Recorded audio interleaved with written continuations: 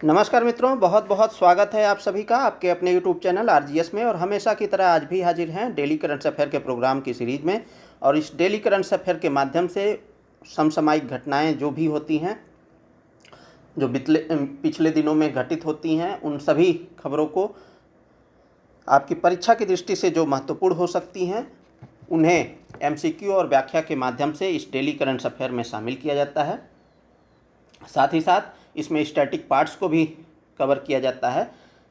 ऐसा इसलिए किया जाता है कि जब आप इस समय वर्तमान में जो प्रश्नों की प्रकृति आप देखेंगे किसी भी प्रतियोगी परीक्षा के लिए, चाहे यूपीएससी हो, स्टेट पीसीएस हो या अन्य एक दिवसीय परीक्षा हो, उसमें आप जब देखेंगे तो स्टैटिक को करंट से जोड़ करके पूछा जाता है।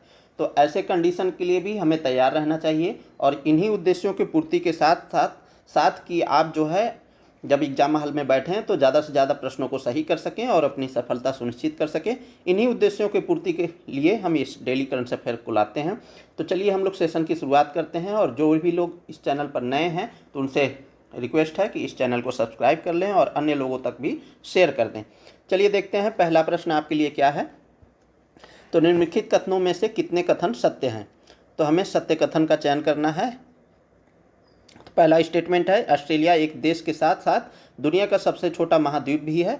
और दूसरा स्टेटमेंट कह रहा है, यह पूरी तरह से हिंद महासागर और प्रशांत महासागर से घिरा हुआ है, इसकी कोई स्थलीय सीमा नहीं है। तो अभी ये क्यों चर्चा में है? तो अभी जो है ऑस्ट्रेलिया ने ईरान के साथ अपने राजनयिक संबंध जो है तोड़ दिए हैं। और यहूदी विद्रोह के खिलाफ जो है जब ईरान ने हमला किया था तो उसी को लेकर के ऑस्ट्रेलिया ने अपने राजनयिक संबंध तोड़े हैं। तो जब आप देखते हैं कि मकर रेखा के बीचों बीच से लगभग जो है ऑस्ट्रेलिया अवस्थित है, तो जैसे मान लीजिए ये मैप है, अभी मैप भी देख लेंगे हम लोग, ठीक है। तो मकर रेखा लगभग यहाँ से गुजरती है और एक तरफ तो हिंद महासागर इधर है, हिंद महासागर है, और यहाँ पर प्रशांत महासागर है, ठीक है। तो पहला स्टेटमेंट भी हमारा यहाँ पर सही है और दूसरा स्टेटमेंट भी सही है। बताना क्या, हमें सत्य ही बताना है, तो ये ऑप्शन सी सही हो जाएगा। चलिए हम लोग व्याख्या को देखें। तो ऑस्ट्रेलिया की राजधानी क्या है? कैनबरा है। ऑस्ट्रेलिया ने ईरान के साथ अपने राजनयिक संबंध तोड़ दिए हैं और जो है यहूदी विद्रोह हमलों को लेकर ईरान के राजदूत को निष्कासित कर दिया है। अब ये ईरान के राजदूत जो है ऑस्ट्रेलिया में तैनात थे, उन्हें निष्कासित कर दिया गया है, इसीलिए यह चर्चा में है। तो चलिए हम लोग आगे बढ़ते हैं और भी इसके प्रमुख क्षेत्रों के बारे में देख लेते हैं, अवस्थिति के बारे में देख लेते हैं ऑस्ट्रेलिया के। तो ये रहा ऑस्ट्रेलिया। तो ऑस्ट्रेलिया किसी के साथ स्थलीय सीमा नहीं लगता है, ठीक है। और ये जो है ये तस्मानिया है, आप लोगों को पता होगा। और ये इंडियन ओशन यानी हिंद महासागर, और ये Pacific ocean, south Pacific ocean बोलेंगे, साउथ पैसिफिक ओशन, ठीक। और ये 6 प्रमुख भागों में बटा हुआ है। और ऑस्ट्रेलिया की राजधानी कहाँ पर है? ये रही कैनबरा, आप देख सकते हैं, और ये दक्षिण पूर्व में स्थित है। तो चलिए हम लोग आगे बढ़ते हैं। तो राजनीतिक विशेषताओं की बात करें, यह एक देश के साथ साथ दुनिया का सबसे छोटा महाद्वीप भी है। तो आप जब प्लेटों की अवस्थिति देखते होंगे, टेक्टोनिक प्लेट जब पढ़े होंगे, तो मुख्य रूप से 7 प्लेट बताई जाती हैं और उसके साथ साथ छोटे छोटे प्लेट अन्य भी हैं। तो ये जो है महाद्वीप जो है बताया जाता है कि एशिया सबसे बड़ा महाद्वीप है, उसके बाद नॉर्थ अमेरिका, साउथ अमेरिका, ये सब है। तो कुल मिलाकर के 7 महाद्वीप मेजर प्लेट हैं। तो जो ऑस्ट्रेलिया है वो सबसे छोटा महाद्वीप है, तो वो टेक्टोनिक प्लेट की वजह से जो है निर्धारित किया गया है। तो ऑस्ट्रेलिया यहाँ पर सबसे छोटा महाद्वीपीय देश है। यह पूरी तरह से हिंद महासागर और प्रशांत महासागर से घिरा हुआ है, इसकी कोई स्थलीय सीमा नहीं है। समुद्र सीमाएं की बात करें तो इसकी तटरेखा कई प्रमुख समुद्रों और जल डमरू मध्यों से घिरी हुई है। जैसे उत्तर में अराफुरा सागर, मैप में हम लोग वापस आते हैं।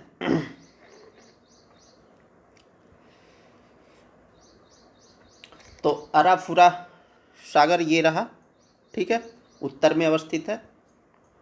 उसके बाद क्या कह रहा है, उत्तर पश्चिम में तिमोर सागर, तो ये रहा तिमोर सी उत्तर पश्चिम में। फिर उसके बाद कह रहा उत्तर पूर्व में कोरल सागर, तो कोरल सागर ये रहा, ठीक है। और ये जो इसका तटीय इलाका है ये कोरल द्वीप है और ग्रेट बैरियर रीफ के नाम से ही जाना जाता है, ठीक है। ये तो आप लोग जानते होंगे, सबसे बड़ा कोरल द्वीप है।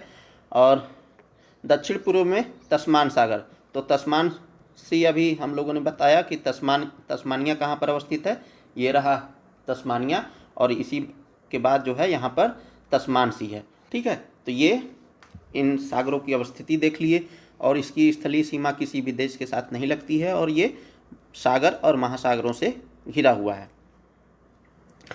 बास स्ट्रेट की बात करें तो मुख्य भूमि ऑस्ट्रेलिया और तस्मानिया के बीच एक समुद्री चैनल है। तो बास स्ट्रेट की अवस्थिति देख लीजिए, तो ये बास स्ट्रेट ये रहा बास स्ट्रेट, ठीक है।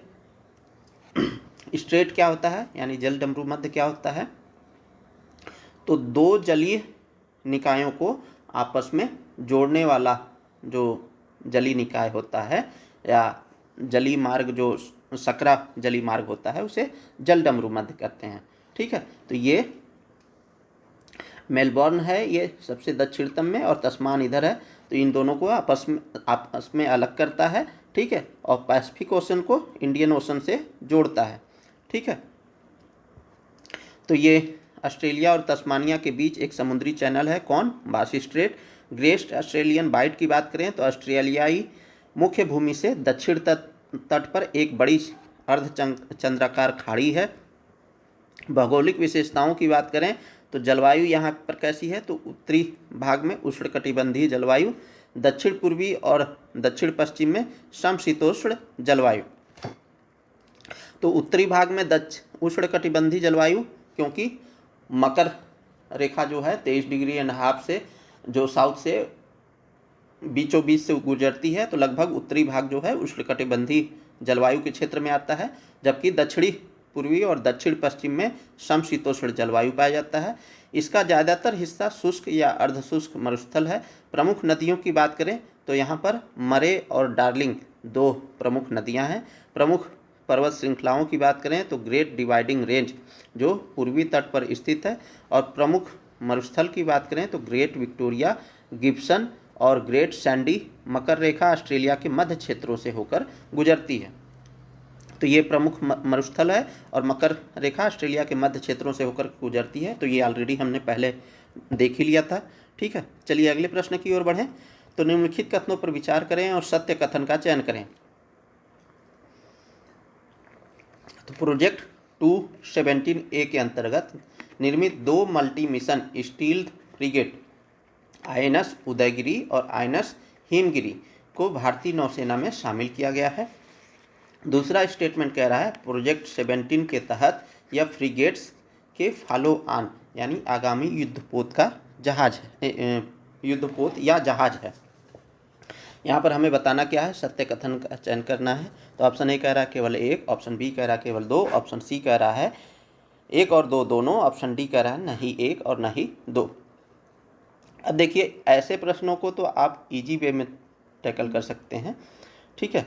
अब 50-50 का चांस हो सकता है, क्यों, क्योंकि जब इस स्टेटमेंट को गौर से देखेंगे तो यहाँ पर प्रोजेक्ट 217A की बात कर रहा है, यहाँ पर प्रोजेक्ट केवल 17 की बात कर रहा है, ठीक है।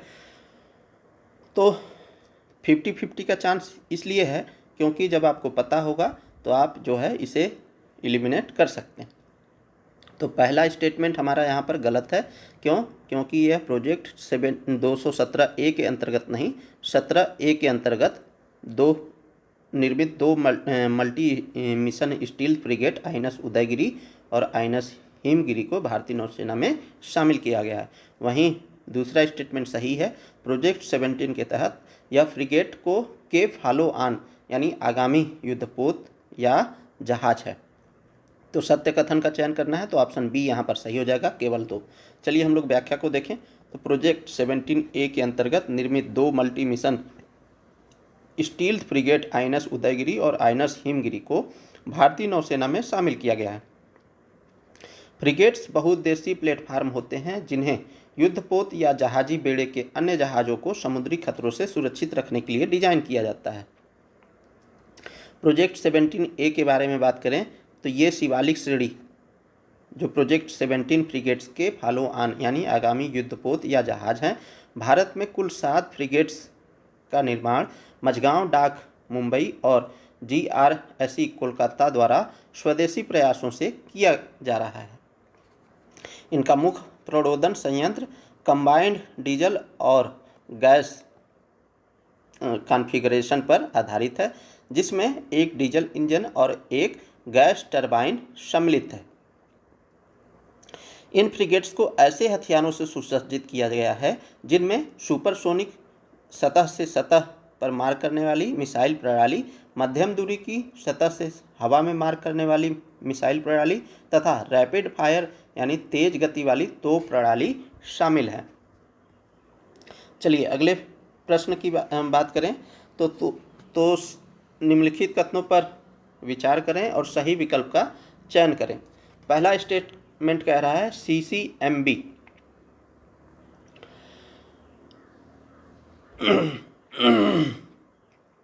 थोड़ा गला खराब है दोस्तों। तो CCMB की वैज्ञानिक टीम ने एक प्रोग्राम्ड जैविक प्रक्रिया का पता लगाया है। ठीक है। दूसरा माफ़ कीजिएगा, CCMB की वैज्ञानिक टीम ने एक प्रोग्राम्ड जैविक प्रक्रिया का पता लगाया है जो कोशिकाओं को लगभग मृत्यु की स्थिति से वापस लौटा सकती है। ठीक है। दूसरा स्टेटमेंट कह रहा है इसे प्रोग्राम्ड सेल रिवाइवल नाम दिया गया है यानी PCR नाम दिया गया है। असल में थोड़ा सा तबीयत सही नहीं है तो गले में खराश बना हुआ है और गला अटक जा रहा है। तो यहाँ पर CCMB की बात हो रही है। तो CCMB क्या है? Centre for cellular and molecular biology. ठीक है, इसका पूरा नाम है, मैं लिख देता हूँ यहाँ पर, centre for cellular and molecular biology. ठीक है, तो CCMB का पूरा नाम है। इसने क्या किया है? इनकी वैज्ञानिक टीम ने एक प्रोग्राम जैविक प्रक्रिया का पता लगाया है जो कोशिकाओं को लगभग मृत्यु की स्थिति से वापस लौटा सकती है। ठीक है। दूसरा स्टेटमेंट, इसे प्रोग्राम्ड सेल रिवाइवल नाम दिया गया है यानी PCR नाम दिया गया है। यहाँ पर सत्य कथन का चयन करना है। तो ऑप्शन ए कह रहा है केवल 1, ऑप्शन बी कह रहा है केवल 2, ऑप्शन सी कह रहा है 1 और 2 दोनों, ऑप्शन डी कह रहा है न ही 1 और न ही 2। तो यहाँ पर दोनों स्टेटमेंट सही है, इसलिए राइट आंसर हमारा क्या हो जाएगा? सी हो जाएगा। तो देखिए CCMB की स्थापना जो है, centre for cellular and modular biology की स्थापना कब की गई थी? 1977 में। ठीक है। और इसके जो प्रबंधन है CSIR करता है। ठीक। चलिए हम लोग व्याख्या को देखते हैं। तो प्रोग्राम्ड सेल रिवाइवल यानी PCR, CCMB की वैज्ञानिक टीम ने एक प्रोग्राम्ड जैविक प्रक्रिया का पता लगाया है जो कोशिकाओं को लगभग मृत्यु की स्थिति से वापस लौटा सकती है, जिसे प्रोग्राम्ड सेल रिवाइवल नाम दिया गया है। प्रोग्राम्ड सेल रिवाइवल के बारे में बात करें तो आमतौर पर प्रोग्राम्ड सेल डेथ यानी कोशिकाओं की नियंत्रित मृत्यु की प्रक्रिया अपरिवर्तित होती है। PCD एक आनुवंशिक रूप से नियंत्रित प्रक्रिया है जिसमें कोशिकाएं खुद को नष्ट कर लेती हैं। इसके उदाहरणों में एपोप्टोसिस, ऑटोफैगी और नेक्रोपोटोसिस शामिल है। सीसीएमबी के एक आनुवंशिक रूप से एन्कोड किए गए रिवाइवल कोड की खोज की है, जो कि कोशिकाओं को मृत्यु के करीब पहुंच चुकी अवस्था से वापस लाने में मदद करता है। इसी प्रक्रिया को प्रोग्राम्ड सेल रिवाइवल कहा गया है। तो संभावित महत्व क्या है इसके, ये पीसीआर के? तो पुनर्योजित चिकित्सा यानी रीजनरेटिव मेडिसिन में यह काम आ सकता है। यह क्षतिग्रस्त तंत्रिका कोशिकाओं या हृदय की कोशिकाओं को मरने की बजाय जीवित रहने के लिए प्रेरित कर सकती है। कैंसर अनुसंधान की बात करें तो यहाँ अवांछित सेल रिवाइवल ट्यूमर कोशिकाओं को थेरेपी के प्रति प्रतिरोधी बनने में मदद कर सकता है। स्टेम सेल बायोलॉजी यानी इस क्षेत्र में भी इसके महत्वपूर्ण उपयोग हो सकते हैं। चलिए अगले प्रश्न की ओर बढ़ें। तो निम्नलिखित कथनों पर विचार करें और सही विकल्प का चयन करें। पहला स्टेटमेंट है, राष्ट्रीय हरित प्राधिकरण अधिनियम 2010 के तहत राष्ट्रीय हरित प्राधिकरण की स्थापना की गई थी, जिसका मुख्य उद्देश्य पर्यावरण संरक्षण, वनों तथा अन्य प्राकृतिक संसाधनों के संरक्षण से जुड़ी मामलों का प्रभावी एवं त्वरित निपटारा करना है। दूसरा स्टेटमेंट कह रहा है, प्रवर्तन निदेशालय एक प्रकार की प्रमुख एजेंसी है जो कि वित्त मंत्रालय के राजस्व विभाग के तत्वाधान में संचालित होती है। तो अब ये देखिए क्यों चर्चा में है। तो अभी राष्ट्रीय हरित प्राधिकरण और ईडी के मध्य यानी इन्फोर्समेंट डायरेक्टरेट के मध्य थोड़ा सा तनाव की स्थिति बनी हुई है। ठीक है, ईडी मतलब क्या है? प्रवर्तन निदेशालय। और ऐसा क्यों है? तो राष्ट्रीय हरित अधिकरण या प्राधिकरण ने जो है सुप्रीम कोर्ट ने कथित पर्यावरणीय उल्लंघन के एक मामले में धन शोधन निवारण अधिनियम PMLA यानी 2002 में जो आया था, उसके तहत ईडी के जांच के आदेश को देने के लिए एनजीटी की कड़ी आलोचना की है और इसीलिए यह चर्चा का विषय है। तो यहाँ पर सही विकल्प का चयन करना है। तो यहाँ पर ऑप्शन ए कह रहा है केवल एक, ऑप्शन बी कह रहा है केवल दो, ऑप्शन सी कह रहा है एक और दो दोनों, ऑप्शन डी कह रहा है नहीं एक और नहीं दो। तो यहाँ पर दोनों स्टेटमेंट सही हैं, इसलिए राइट आंसर क्या हो जाएगा हमारा सी। ठीक है, चलिए हम लोग आगे की ओर बढ़ते हैं और देखते हैं इसकी व्याख्या को। तो अभी राष्ट्रीय हरित अधिकरण यानी नेशनल ग्रीन ट्रिब्यूनल ने सुप्रीम कोर्ट ने कथित पर्यावरणीय उल्लंघन के एक मामले में धन शोधन निवारण अधिनियम PMLA के तहत ईडी जांच का आदेश देने के लिए एनजीटी की कड़ी आलोचना करते हुए इसे कानून का उल्लंघन और अपने अधिकार क्षेत्र से परे बताया है। तो एनजीटी के बारे में देख लेते हैं। इसकी स्थापना कब की गई थी? 2010 में। ठीक है, राष्ट्रीय हरित अधिकरण अधिनियम 2010 के तहत। और इसका उद्देश्य क्या है? तो पर्यावरण संरक्षण, वनों तथा अन्य प्राकृतिक संसाधनों के संरक्षण से जुड़े मामलों का प्रभावी एवं त्वरित निपटारा करना है। नियत समय की बात की जाती है कि किसी आवेदन या अपील के दायर होने के 6 महीने के भीतर अंतिम रूप से निपटाने के लिए प्रयास करना अनिवार्य है। तो यहाँ पर एनजीटी में 6 महीने का समय निर्धारित है। ठीक है, यह सिविल प्रक्रिया संहिता 1908 की औपचारिक प्रक्रिया से बाध्य नहीं है, बल्कि प्राकृतिक न्याय के सिद्धांत के अनुसार कार्य करती है। प्रधान पीठ की बात करें तो इसका मुख्यालय जो है नई दिल्ली में है और इसके 4 अन्य पीठ भी हैं जो भोपाल, पुणे, कोलकाता और चेन्नई में अवस्थित हैं। ठीक है, तो ये खंडपीठ हैं। वहीं हम लोग प्रवर्तन निदेशालय की बात करें यानी इन्फोर्समेंट डायरेक्टरेट की बात कर लें तो यह जो है आर्थिक अपराध जांच एवं प्रवर्तन के क्षेत्र में प्रवर्तन निदेशालय भारत में एक दुर्जेय शक्ति के रूप में खड़ा है। इसकी स्थापना 1 मई 1956 को हुई थी। तो स्थापना याद रखिएगा 1 मई 1956 को। यह प्रमुख एजेंसी वित्त मंत्रालय के राजस्व विभाग के तत्वाधान में संचालित होती है। तो ईडी किस मंत्रालय के अंतर्गत आती है? वित्त मंत्रालय के राजस्व विभाग के अंतर्गत, कुल मिला जुला के वित्त विभाग के अंतर्गत। ठीक है, बहुत से लोग गृह मंत्रालय समझ लेंगे। ठीक है, लेकिन पता होना चाहिए कि ईडी जो है वित्त मंत्रालय के अंतर्गत कार्य करती है और उसमें भी राजस्व विभाग के अंतर्गत। इसका प्राथमिक उद्देश्य क्या है? तो वित्तीय अपराधों, मनी लॉन्ड्रिंग एवं विदेशी मुद्रा नियमों के उल्लंघन से मुकाबला करके देश की आर्थिक अखंडता की रक्षा करना है। इसके संरचना की बात करें, संगठनात्मक संरचना की बात करें तो ईडी का नेतृत्व एक निदेशक करता है जो भारत सरकार के अतिरिक्त सचिव स्तर का भारतीय राजस्व सेवा यानी आईआरएस अधिकारी होता है।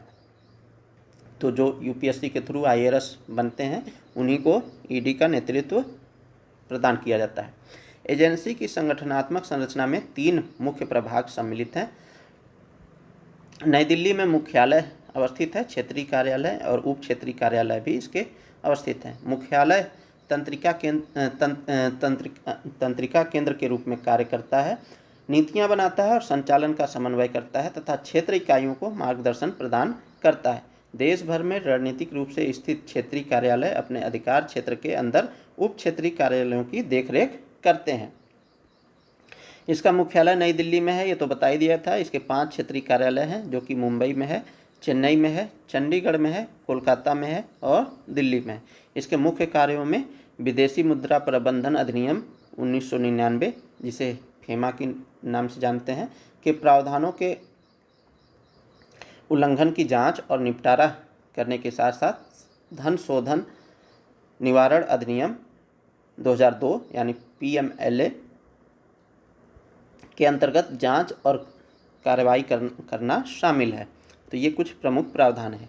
अब देखिए अगला प्रश्न है, कानी जनजाति भारत के किस राज्य में निवास करती है? अब ये बहुत ही इम्पोर्टेंट प्रश्न है, किसी भी एग्जाम में टकराने की प्रबल संभावना है। तो ये कानी जनजाति क्यों चर्चा में है? तो कानी जनजाति के एक व्यक्ति थे, कौन? कुट्टी मथन कानी। ठीक है, कुट्टी मथन कानी थे। वो उस राज्य में आरोग्य पाचा को मतलब वैश्विक स्तर पर पहचान दिलाने में, उसको प्रचारित करने में महत्वपूर्ण भूमिका निभाई और उन्हीं का अभी निधन हो गया है। तो चलिए इतना हिंट दे दिया है, हम लोग बढ़ते हैं प्रश्न की ओर। तो कानी जनजाति भारत के किस राज्य में निवास करती है? ऑप्शन ए कह रहा है मध्य प्रदेश, ऑप्शन बी कह रहा है अरुणाचल प्रदेश, ऑप्शन सी कह रहा है राजस्थान, ऑप्शन डी कह रहा है केरल। तो यह जो है केरल में अवस्थित है। चलिए हम लोग व्याख्या को देखें। तो केरल में आरोग्य पाचा को वैश्विक स्तर पर प्रकाश में लाने वाले कुट्टी मथन कानी का निधन हो गया है। और ये देखिए कुट्टी मथन कानी जी ये हैं और ये आरोग्य पाचा नामक पौधा है और यह एक औषधीय पौधा है। ठीक है, और इसीलिए यह चर्चा में है।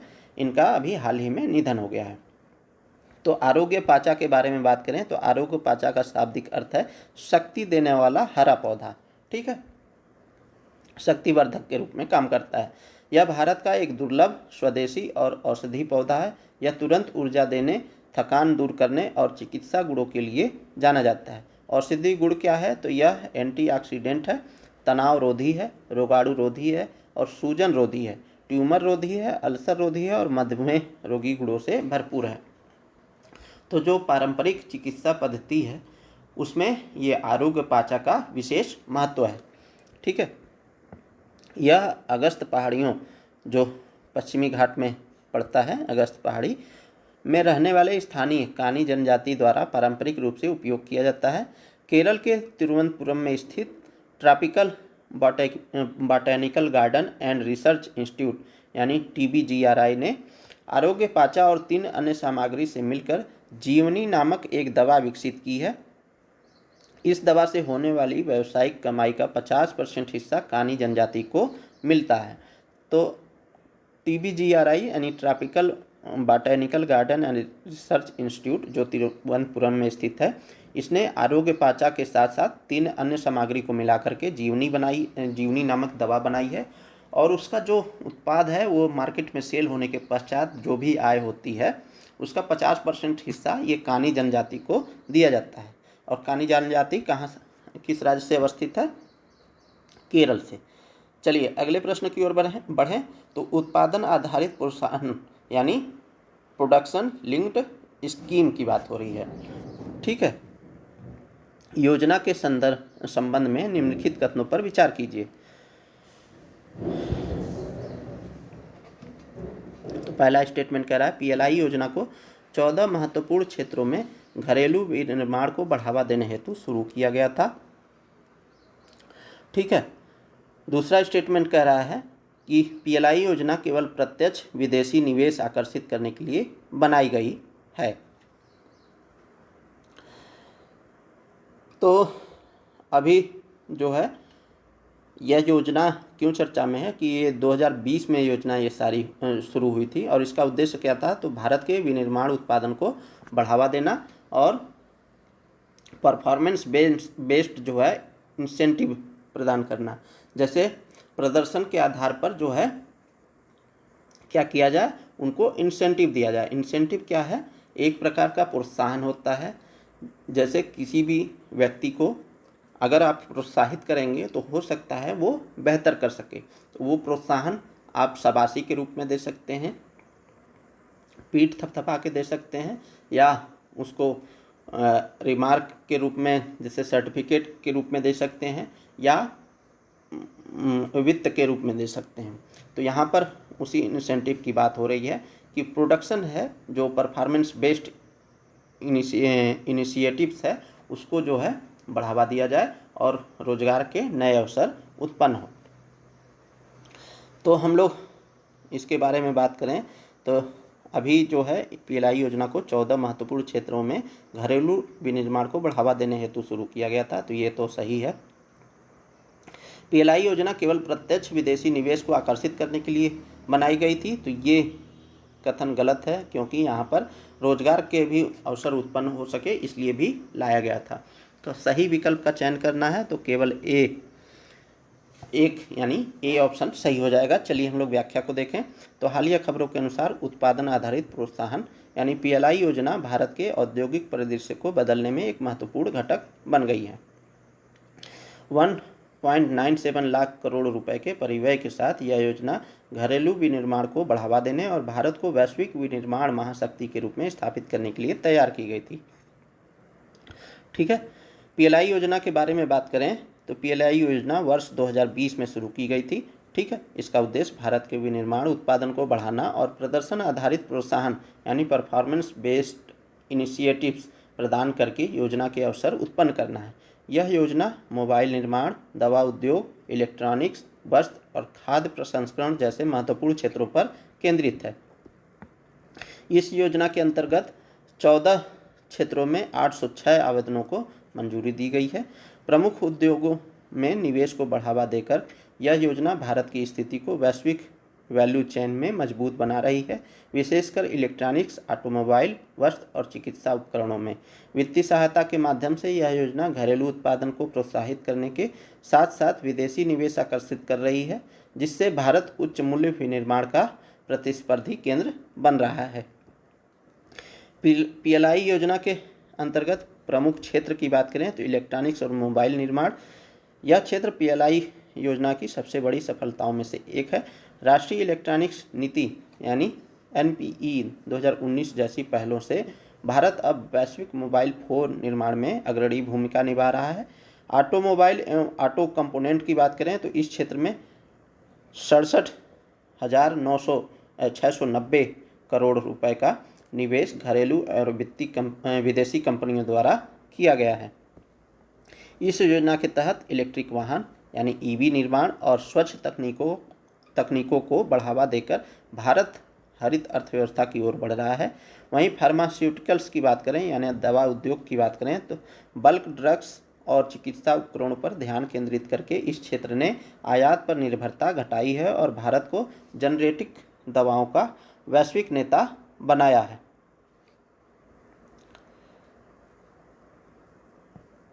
वहीं खाद्य प्रसंस्करण की बात करें, खाद्य प्रसंस्करण क्या होता है, तो जब हम रॉ मटेरियल ला करके उसे हम उपभोग के लिए तैयार कर देते हैं यानी डिब्बा बंद पैक में प्रोसेस करके उसको प्रसंस्कृत करके डिब्बा बंद पैक में पैकिंग कर देते हैं और फिर उसका मूल्यवर्धन कर देते हैं, तो उसी को खाद्य प्रसंस्करण कहते हैं। इस क्षेत्र में 171 से अधिक आवेदनों ने को स्वीकृति दी गई है। इससे भारतीय खाद्य उत्पादों को मूल्य संवर्धन और निर्यात को मजबूती मिली है। सेमीकंडक्टर क्षेत्र में बात करें तो भारत सेमीकंडक्टर मिशन के तहत यह क्षेत्र विशेष बढ़ावा प्राप्त कर रहा है। पीएलआई योजना आत्मनिर्भर सेमीकंडक्टर इकोसिस्टम के निर्माण में सहायक है। रोजगार और विकास पर प्रभाव की बात करें तो पीएलआई से रोजगार पर क्या प्रभाव पड़ा है, तो पीएलआई योजना ने न केवल भारत के प्रमुख क्षेत्रों में निवेश को बढ़ाया है बल्कि लाखों रोजगार के अवसर भी उत्पन्न किए गए हैं। वर्ष 2025 तक इस योजना के तहत 12 लाख से अधिक प्रत्यक्ष और अप्रत्यक्ष रोजगार सृजित हुए हैं। ठीक है, विशेषकर टीयर 2 और टीयर 3 शहरों में यह रोजगार वृद्धि भारत की समावेशी अर्थव्यवस्था के लक्ष्य को साकार करने में महत्वपूर्ण है। अब ये देखिए पीआईबी ने कुछ रिपोर्ट जारी की थी, तो इसने बताया था कि 17,000 करोड़ रुपए के साथ बजटरी एलोकेशन के साथ जो है ये 6 ईयर के लिए यह लाया गया था 2020 में, और इसमें 5% जो है इंसेंटिव जो है किसे प्रोवाइड करना था, ऑन नेट इंक्रीमेंटल सेल के लिए, और 5,000 करोड़ जो है एक्सपेक्टेड इंक्रीमेंटल इन्वेस्टमेंट के लिए। तो ये कुछ प्रमुख प्रावधान हैं। चलिए अगले प्रश्न की ओर बढ़ें। तो शिपकिला दर्रे होगा के संदर्भ में निम्नलिखित कथनों पर विचार करें। तो शिपकिला दर्रा हिमाचल प्रदेश के किन्नौर जिले में स्थित है। यह दर्रा भारत नेपाल सीमा पर स्थित है। उपयुक्त में से कौन सा शेष कथन सही है? ऑप्शन ए केवल 1, ऑप्शन बी केवल 2, ऑप्शन सी 1 और 2 दोनों, ऑप्शन डी न तो 1 और न ही 2। तो यह जो है पहला स्टेटमेंट यहाँ पर सही है, और दूसरा स्टेटमेंट गलत इसलिए हो जाता है कि यह भारत और नेपाल की सीमा पर अवस्थित नहीं है बल्कि चीन के तिब्बत वाले क्षेत्र में अवस्थित है। ठीक है, तो कौन सा सही है? ए है, और राइट आंसर हमारा केवल 1 है। ठीक है, अभी ये क्यों चर्चा में है? तो अभी जो है यहाँ से व्यापार शुरू करने की बात हो रही है, आवागमन शुरू करने की बात हो रही है भारत और चाइना के मध्य। ठीक है, तो जो भारत की विदेश नीति है वो कारगर साबित हो रही है, क्योंकि जब डोनाल्ड ट्रंप ने कल यानी 27 अगस्त से भारत पर 50% टैरिफ जब लगाया है, तो ऐसे कंडीशन में भारत के लिए ये महत्वपूर्ण निर्णय साबित हो सकता है कि जो है हम अपना व्यापार अन्य देशों के साथ विस्तारित करें, साथ ही साथ जो बाधित मार्ग हैं उन्हें भी खोलें। तो हालिया खबरों के अनुसार भारत और चीन हिमाचल प्रदेश के शिपकिला दर्रे के रास्ते सीमा व्यापार को फिर से शुरू करने की योजना बना रहे हैं। यह प्रस्ताव चीनी विदेश मंत्री वांग यी की हालिया भारत यात्रा के दौरान सैद्धांतिक रूप से स्वीकार किया गया है।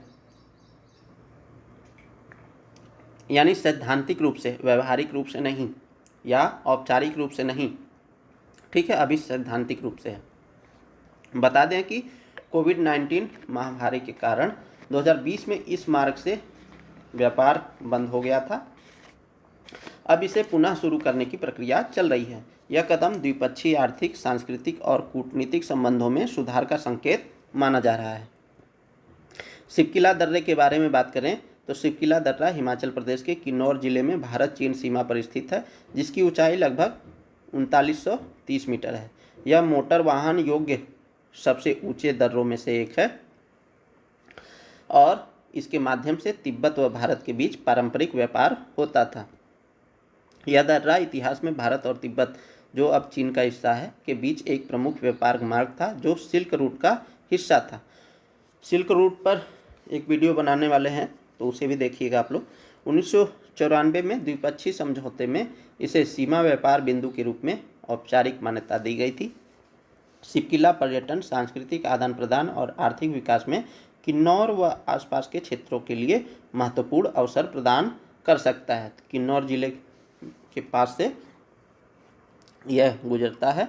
कहाँ पर है? हिमाचल प्रदेश में है। ठीक है, अन्य महत्वपूर्ण तथ्य की बात करें तो शिपकिला मार्ग कैलाश मानसरोवर यात्रा के लिए तिब्बत के अन्य मार्गों की तुलना में छोटा और अधिक सुविधाजनक है।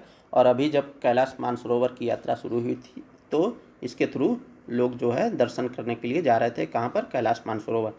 इस व्यापार मार्ग के बंद होने के बावजूद किन्नौर के लोग तिब्बती समकक्षों के साथ गहरे सांस्कृतिक एवं आर्थिक संबंध साझा करते हैं।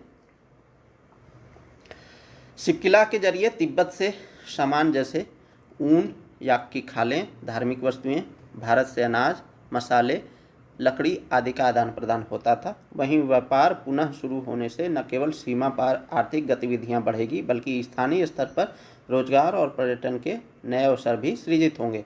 यह कदम भारत चीन के बीच कूटनीतिक वार्ता और सामुदायिक संपर्क बढ़ाने में मददगार होगी, जिससे क्षेत्रीय शांति में भी योगदान मिलेगा। तो ये था दोस्तों आज के लिए डेली करंट अफेयर का प्रोग्राम, और उम्मीद करते हैं कि इस डेली करंट अफेयर के माध्यम से जो है आप अपनी तैयारी को गति दे रहे होंगे और अपने जो स्टैटिक नोट्स हैं उन्हें जो है आप अपडेट कर रहे होंगे। तो इन्हीं सब बातों के साथ मिलते हैं किसी अन्य वीडियो में। तब तक के लिए बहुत बहुत शुक्रिया, बहुत बहुत धन्यवाद। जय हिंद दोस्तों।